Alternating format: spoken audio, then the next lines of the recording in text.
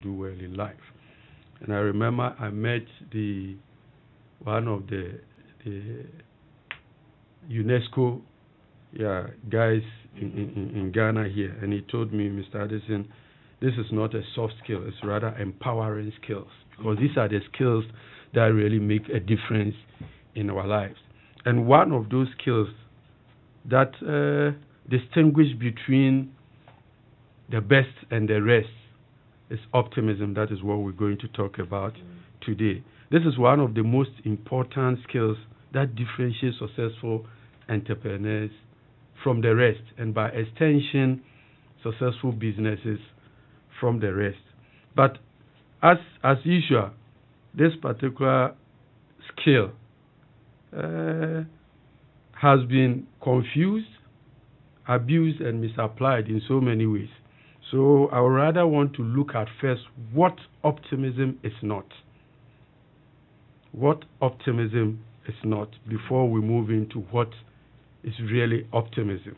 I remember one of my professors is now a professor and the dean of the graduate and research studies in Jimpa now.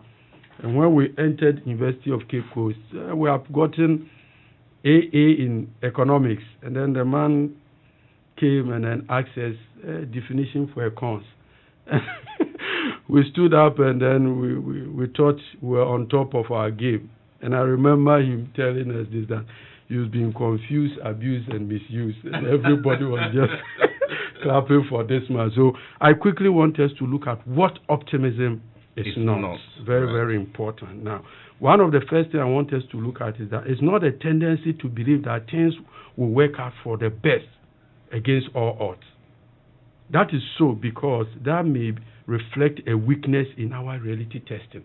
That when we tend to believe that everything will be okay no matter the circumstances, we may be wrong, because optimism does not belittle reality checking or testing.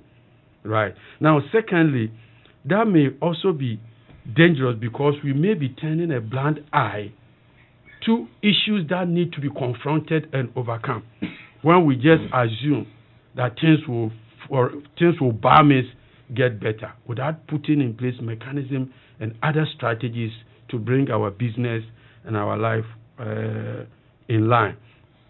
Now, it is also not the capacity to indulge in what I call perpetual pep talk. Perpetual pep talk. This is just repeating to yourself very good things, right? Let me give a very basic example. Now, sometimes you can be in a car, right? A car going to Kumasi, and you'll be telling people in the car, I'm going to Aflao. You've gotten to Sao, I'm going to Aflao. You've gotten to whatever, Nkoko, I'm going to Aflao, right? It's like you are just telling yourself, if you look at the reality, where you are heading towards and where Aflao is, you are opposite direction. So what we are saying is that optimism is not just a matter of indulging yourself in a pep talk, perpetual pep talk, that you keep on praising yourself, you keep on saying all the good things. And I'm very happy that today has been declared as a prayer and fasting. But everybody that advises also tells us that we should still go with all the precautions that has been given out there, right? This is not just a pep talk that we're going to pray and we think that automatically. And I heard somebody on radio also saying that we can't force the Lord to come and do the ones that we have to do. So we have prayed and we are still fasting, but then optimism must ensure that what is needed to be done will be done. This is very, very important. Now, it is also not just maintaining head in the sun attitude, that no matter what is happening around you, you think, oh, things will be better. I'm very happy that the president and the leadership of this nation has, a matter of fact, acted in a way that we seems to be handling the situation very, very well. They did not just say that, oh, things will be better. This has not happened in Ghana before. We are blacks. It won't affect us. No, they never did that. So it is not just keeping your head in the sun and making sure that you don't see anything that goes around you. Now, what then is optimism? This is the ability to see the brighter side of life and still maintaining that focus and calmness, even in the face of adversity. This is very, very important. Optimism here must be tied to reality checks.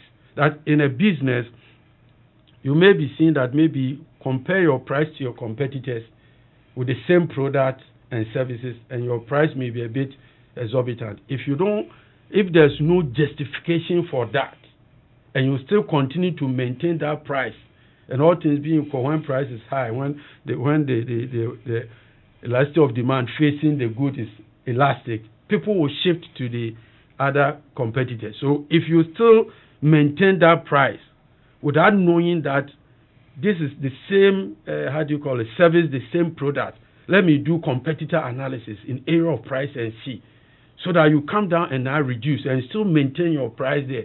Your goods will be lying down for you and nobody will purchase it. That means optimism that I believe that my goods will be sold must be tied to reality check, which is the price, the ruling price in the market. Very, very, very important. It is also a comprehensive and a hopeful, but a realistic approach to daily lives and in our businesses. What are you really into? What are you really doing? What will make it better for now and the future? Now, I will quickly look at two terms here. Now, what then fight our optimism? Why is it that people hit rocks, challenges in life, and they give up? Businesses in life, and they give up. There are a couple of theories, but I want us to look at two of them. There is one that is termed, it is the self-talk, the poor me self-talk that we tell ourselves. Now, most of the time when we hit setbacks, when we experience setbacks, when there are challenges in our businesses, a small voice in our head will start to speak to us. Who are you to try this? Who are you? Oh, you know how many people have succeeded in this? Look at that gentleman. So people even start their own business. 2-3 years down the line, they have to collapse everything and run away and look for public service work somewhere to do, because they are sure that, and before you realize, you have talked yourself out of a very good word, business. So we have to be mindful of what we tell ourselves, especially in times of challenges. What do we say to ourselves? Is it encouraging or is it rather motivating? So you could see our leaders, from the president down to the Minister of Education, and some examples they are coming and strategies coming out. They keep on letting us know that we don't need to break down now. There's still hope for us, and that applies to businesses and our lives as well. There's one particular thing I also want to look at, why our optimism gets broken down. And this particular one is what I call the learned hopelessness. The learned hopelessness. And I will use some two examples here to demonstrate it. This learned hopelessness can easily be created in the mind of people. And for some years now, our education, our upbringing, and our settings have given us and handed over to us the learned hopelessness. Now, there is a research that shows that what they did was that they had a mild electric shock, right? Now, the dogs were in the room. They want the dogs to go out. But before you go out, the last step will give you a shock. And now they want to see when people experience setback, whether they will persistent or they will just retreat and quail into their shells. So what happens is that when the dogs get there, as soon as they step on that, the shock will come. 2/3 of them opted out. They went for 2 or 3 times. They stopped, right? And then it's 1/3 persisted, and then they broke through, right? Now they also tried it with human beings, and what they did is that they used a simple noise, right? That in a button, when you press it, you want to leave, but before you leave, you press the button for the door to open. When that button is pressed, then the noise increase. what happens is that it's only 1/3 that persisted on present, because it is the noise that will also give you way. So this is an indication that some in our lives, we've been made to believe certain things. Oh, Africa. Oh, black. And I'm very happy that a young guy in this Sunyani Technical or something has given us, how do you call it, this a hand washing kind of a bowl. Very creative. It's Obuasi. It's Obuasi, yes, Obuasi, yes. The guy has broken what I call the learned hopelessness. As the guy entered the school, he did not see anybody that have done that before. Obuasi Technical has been in existence so many years.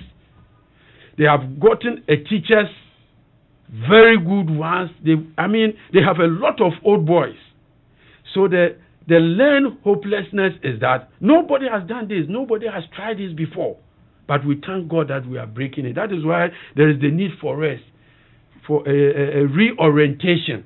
And that is the can-do spirit that must be given to the youth that are coming up. Very, very important. So that we don't fall into the same trap that, oh, you start a business, you know your uncle started it, and he failed in 2-3 years' time. Why do you want to bother yourself? And we also believe in you. This is two things that really fight against our optimism. Now, how do we build optimism?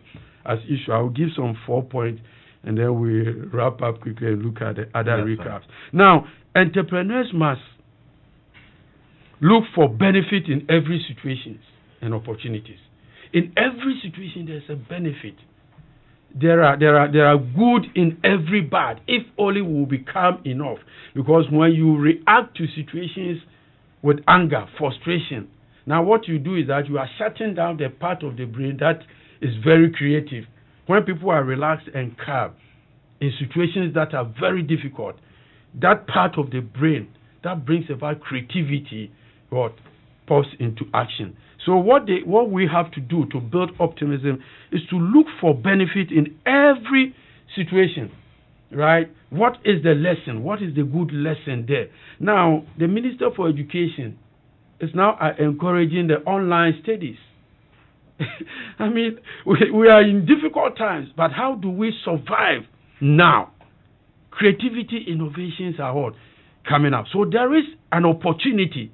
Now, my advice is that after the corona, we shouldn't limit or push back the online and open learning model. It's very, very important because the kids are coming out massively from a year or two.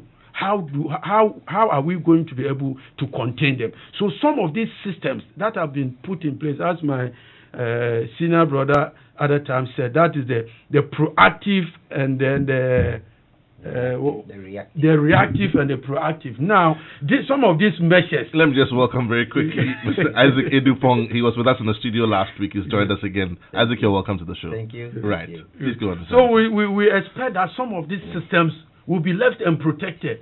You getting my point? Because I could observe that other countries are handling this very well because some of the centers, emergency centers for the Ebola, were just activated. It did not go waste.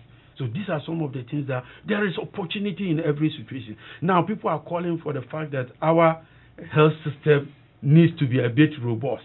Emergencies and so the areas that will be demarcated for the emergency and all those things, if we can still maintain them, or the ones that will be built will be maintained, so that at any point in time we'll just activate this and then we'll go into action. So there's basically opportunity in every situation that may seem to be very bad. Now, to build optimism, entrepreneurs need to be committed to finding answers and challenges. Answers to challenges and what? They must remain very confident.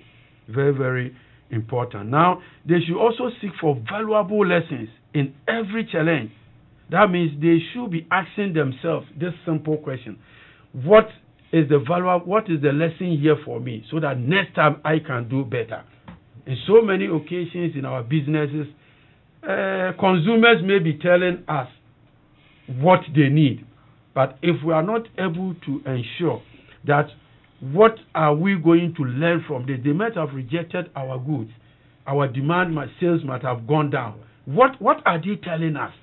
What can we do so that next time these people will now begin to buy our goods back. So although our profit has gone down now, if we'll be able to ask ourselves, what can I do next to handle this situation better? It's the way to go. And I'm also very happy about the Pentecost. They've given us some van, and I'm hoping that they will maintain that van. Are you getting my point? To help in terms of education and emergency, if even at a very affordable cost, because the NCCE might have gone for some of these things, hire them or bought them. Yeah. So if these things can be maintained, and I know they can do that, so what can we do next? In life and in business, is very, very important. To be very optimistic, you must learn from that difficulty and challenge. The question that what can I do next in order to bounce back? The last thing I wanted to discuss is what I call rewiring of the brain and disputation. We need to dispute. You getting my point? The Bible said, let the weak say, I am what? Strong. Why would God say that the weak should say, I am strong? Now, this is a simple rewiring in emotions. This is a technique that you do the conscious effort to replace the irrational thought in your brain with most reasonable ones. Sometimes something happens, and then all of a sudden you start to tell yourself, oh, this one there will never come out. This is the end of us. But when you look at the reality, you could see that maybe you are put in place, now companies are putting in place continuity measures and models. And we hope that this will not go to sleep after this. Are you getting my point? If we can continue to maintain some of this continuity. Now people are working from home. Why not? If that can be done, it's all part of expansion in our businesses. You get me? So there are a lot of models that are coming out of these challenges. And if we'll be resilient and optimistic and bounce back in terms of challenges, then we must take some of these models very, very important. You getting my point? Yeah. Now I've put on hold my training, but my training could have been done online. I'll just be in my house, and then so I'm now looking for that opportunity and the system to start running online. I'll be in my room and 40 people. You'll be training them. Yeah, training them. It just brings my mind to a certain word in scripture: out of the strong something sweet, out of the eater something to eat. And the point you're making here is that in adversity, in entrepreneurship, in our businesses, difficult situations birth new innovations. They birth new ideas. It's when you are hard pressed that sometimes you come out with your best innovations. Right. Isaac, let's take a few thoughts from you. Today I want to open the phone lines a bit early, and we're going to be doing a recap of everything we've done the last 7 weeks, so we don't have a lot of time. But in about 1 minute, we're talking about optimism and the EI. Share some thoughts with us. Optimism. If I'm a business owner, I'm an entrepreneur. What is the place of optimism in my business vis-a-vis EI? Exactly. Yeah. So I was listening to James, and I was on my way here, and I think some of the major points or models have been mentioned by him in the past. Two things I would want to probably add on to what he has actually put out there. What I see in optimism, in situations like this, our brains are wired to go to what we have seen before or what we remember. So immediately people are asking for what are the best practices, what is happening elsewhere. This is one trajectory, to look for what has worked and let us also do same. The other trajectory is we don't have any history. We don't know anything. This thing has never happened before. It takes optimism to step into that space, saying that, okay, guys, this thing we have not seen it before. We don't have any, like they say, literature on it. How are we going to move forward? How are we going to take advantage of this? What I see there, like with optimism, it comes along with a certain level of courage. Because once you step into the relative unknown, then you must be ready, because there's a potential of failure. It has not happened before. So there's a potential of failure. And you need courage to say, guys, this thing, it may fail. And I think we must still go ahead. When it fails, we will learn from it. This brings me to what, this professor, I think you know him, Carol Dweck. Doing some fantastic work on growth mindset. talking about the perspective with which people approach projects, initiatives. Like there is the learning mindset, which is the growth mindset, and there is the fixed mindset, which is I want to look smart mindset. So the I want to look smart mindset is, if I've not done it before, I will not try it because I may fail and I will look stupid. The growth mindset says, I will try it. When I fail, I will learn something from it. So he makes a strong statement like there is nothing like failure. You can only learn. Whether you succeed or you don't succeed, you can only learn. And I think in the space of optimism, if this mindset, you have this mindset as a business person, you get the courage to step in. Because you know, even if it fails, we would have known how differently we would do this in the next phase. And you wouldn't make the same mistakes twice. And you wouldn't make the same mistakes twice. Right. His point about rewiring of the brain, it's been proven in the last 10, say 15 years. Maybe I'll bring a little bit of my scientific background into this. One Dr. Joe Dispenza, he's a neuroscientist, talks about how differently we know about the brain now versus 10 years, 20 years ago. So some time ago, they would say that, oh, when you grow to a certain level, your brain cannot absorb some things, cannot. All these things have been debunked because they have really seen that there's a scientific basis of pushing your brain beyond what you already know. So this new phase becomes your normal now. As you push it, it becomes the next normal. As you push it, it becomes the next normal. This is the rewiring. So organizations that take advantage to step into the unknown now, they will be one step ahead. Even if they fail, they will be one step ahead. This is the picture. Beautiful. If you just tuned in, this is Masterclass here on your superstation Joy 99.7. Time check in the studio, 39 minutes past the hour 1. We'll be opening the phone lines shortly. We're still celebrating Ghana Month here at Joy FM, and we'll get interactive. We want to take a quick track. This one is by Koda, and it says Yesu Edin Kunim. Let's lift our spirits a bit, and then when we come back, we open the phone lines, and then we continue with the recap. We need a space of gratitude. Yes.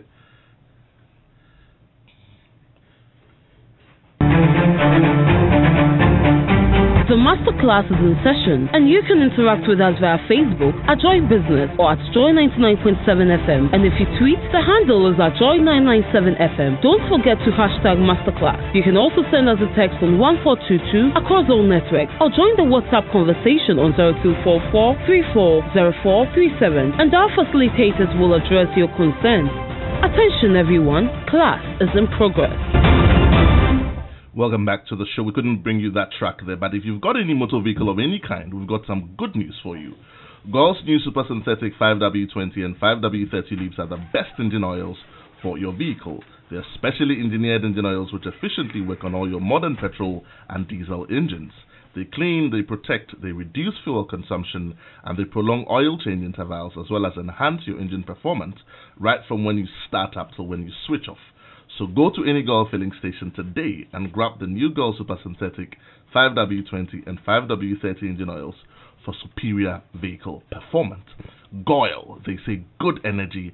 Goil, Yenara Yedia.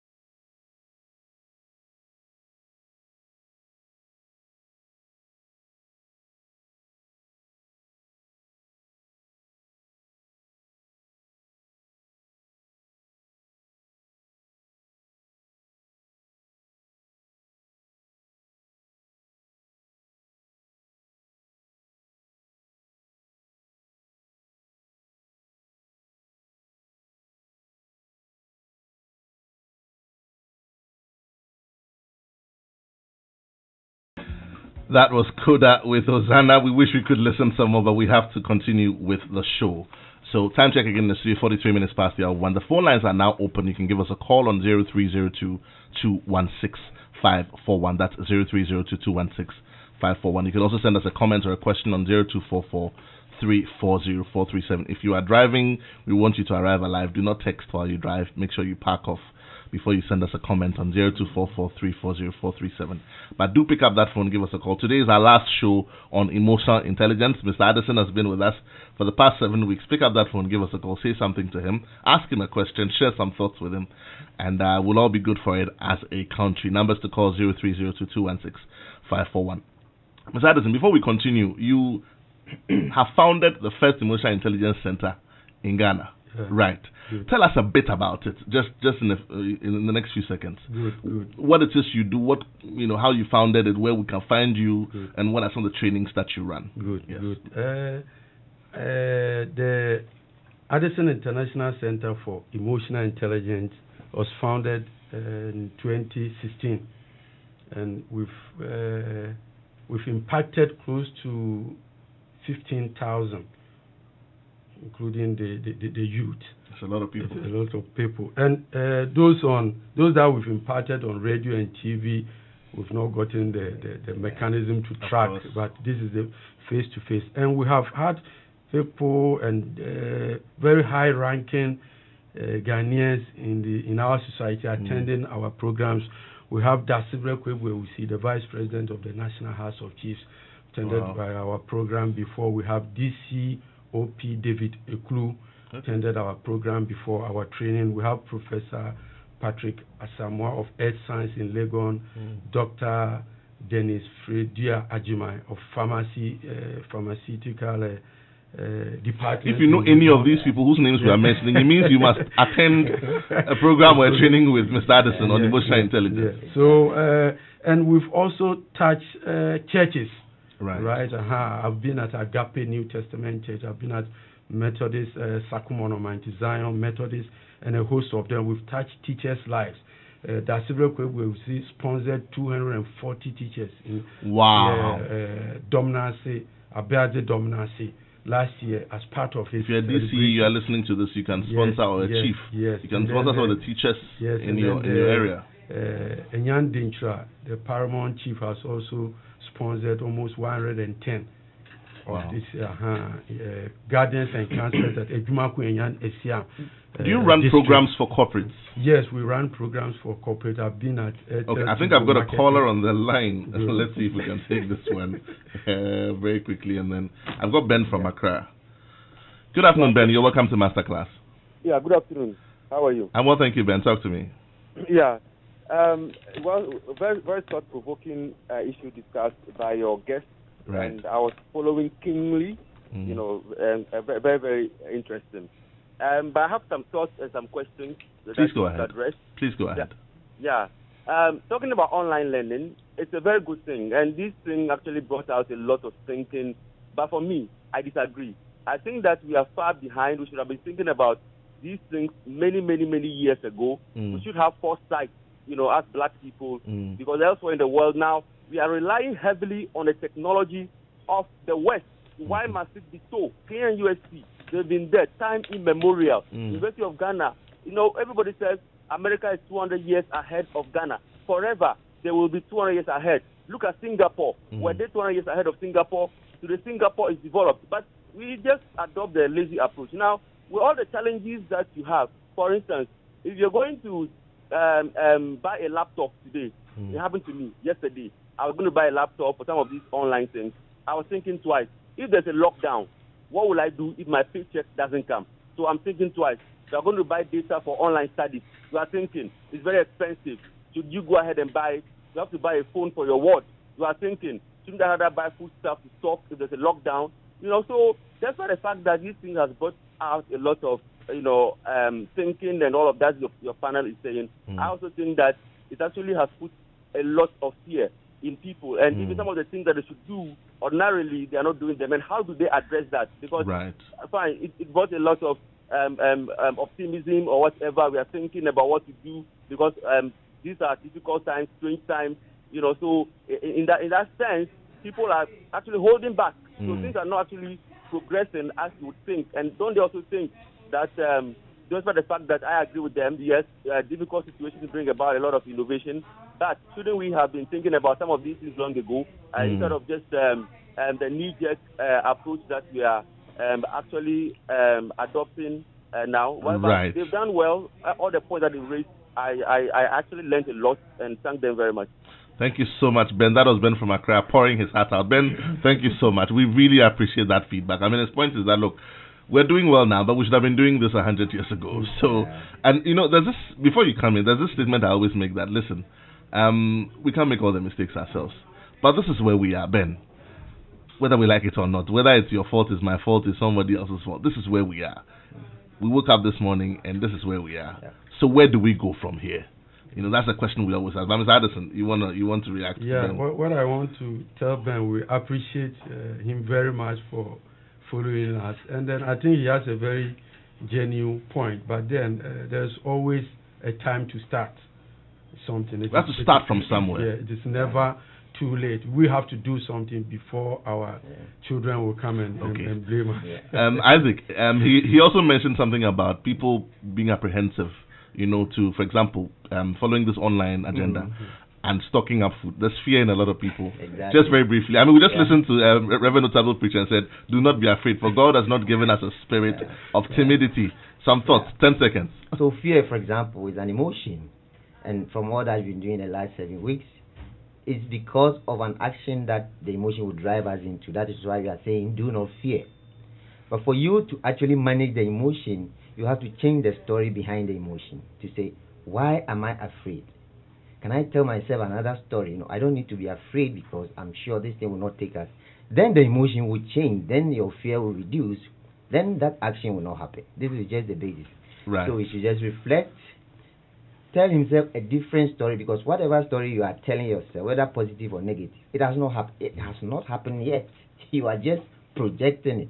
So project the positive one and get a positive. There's a quick. I don't have a lot of time, but there's a story about worry. You know, so and how worry kills us. We die twice over. You know, so for example, there's a guy who was going to a farm very quickly, and he met death on the way, and he says, "Where are you going?" He says, "I'm going to your village." He says, "What are you going to do?" He says, "I'm going to kill 100 people." He says, "Why?" He says, "You can't ask me questions. I'm going to kill 100 people." So he goes to the farm and comes back, and 1,000 people are dead. He says, he wants to look for death and said, "You told me you're going to kill 100 people." He said, "I killed only 100. Worry killed the 900. Okay. There's a question here on social media. It says, "Good afternoon, sir. May I know whether the topic is emotional intelligence or intelligence?" You didn't add your name, but the discussion is emotional intelligence, and would love to hear your thoughts on that. You may be emotional intelligent, but the topic we are discussing is emotional intelligence. Emotional intelligence. Okay, beautiful. Right. So very quickly, when we started this conversation 7 weeks ago, we spoke about what emotional intelligence was, what it was not. We went on to talk about how it affects people around us. There's a very good, profound statement you made in the beginning, which has stuck with me, that behavior is a way of expressing our emotions. So if somebody acts in a certain way, something is pushing that. So, for example, behavior is symptomatic of emotion. Right. Okay. Then you went on to talk about why it's important to business. And I asked the question: is there anything like good EI or bad EI? You answered that. Then I asked the question: is one born emotionally intelligent? You also answered that. We spoke about listening, empathetic listening. We spoke about all of that: optimism, assertiveness, aggressiveness, and all of that. Just pick any of these areas and just do a quick recap for us. Maybe I'll start with you. As you are not here, but let's hear your thoughts. So I'll go to the basis, right, from which Addison can pick the details. While you're talking, the phone lines are still open. If you want to give us a call, 0302216-541. Otherwise, you can send us a WhatsApp on 0244-340437. Isaac. And pick it from where you left off, to say that everything that happens is dependent on the human behavior. Until somebody does something, nothing will happen. So it's what we see people do that we comment on, that we make decisions around. And just before every behavior is an emotion. This is the key thing. Because we are not able to mind that space between the emotion and the behavior, we just look at the behavior, not minding the emotion. So the idea of emotional intelligence is to say, be aware of your emotions, because that is what will drive your behavior. So when you are not able to realize how you are feeling at any point in time, you automatically drive into a behavior whether you like it or not. Right. But the key thing around managing the emotion, when you have become aware, because there are 2 stages to it. Be aware how you are feeling now, and then when you are aware, how do you manage it if the feeling is not the correct one? And that is where I brought in the part about telling yourself the good story. So I always use a very simple example. I went to the KNUST, so I use examples like when a Katangi sees a red flag, for example. It means a different thing to him. So he's telling himself a certain story. Red, it means that we have to be ready. That emotion driven will cause him to take a certain action. That same red flag, it has not changed. When another person sees it, he tells himself a different story. It's a beautiful color. A beautiful color, love in the air, something like that. Yeah. And he approaches, while other people will run away. Mm-hmm. So the key thing is realize how you are feeling, and it's something you can learn. We are talking about fear now. Mm-hmm. You cannot sit now and say, I will not fear. The fear will spring on you. And it's for you to say, no, I think I'm beginning to fear. I need to manage this. I'm coming back to you, Uncle James. Mm-hmm. Is one born emotionally intelligent or not? I know we answered this back in the day, but we're doing a recap now. So, are people born emotionally intelligent or not? Some has some biological traits. Some people are born emotionally intelligent. I'm talking about the whole totality of emotional intelligence. Right. From the identification of your passion right down to the resilience. Yeah. That it is best learned, because it's not anybody that is born emotionally intelligent. Some people can bounce back at any point in time for a lot of challenges, but others that don't have would need to learn it. And the beauty is that these skills are learnable, they are teachable. Yep. Now, before let me put my number online, others that want to contact. In fact, it's in line with that. I've got Eunice from Legon. Okay. Eunice says, your guest is very intelligent. Can we have his contact? He touched on key points in a very matured way. I've got 2 guests in the studio, so they're all going to put their numbers out. But Anthony, let's start with you. Yes, my number is 0268330951. Okay. 0268330951. My office is on the N1. Anytime you call this number, you'll be able to locate us. You can also look for us at Addison International on the Facebook. Right. Or James Kwesi Addison. Okay. As a personal friend. Isaac, you are a partner at Leaders Africa, which is a management consultancy firm. Exactly. So where do we find you? You are also very well versed in the subject of emotional intelligence. Yeah, actually we work together when we are working on leadership development. So leadersafrica.com, you can find us our website there. Okay. My number is 0244 364 559. Okay. Yeah, our office is in Sakmon. And Isaac is my senior. Okay.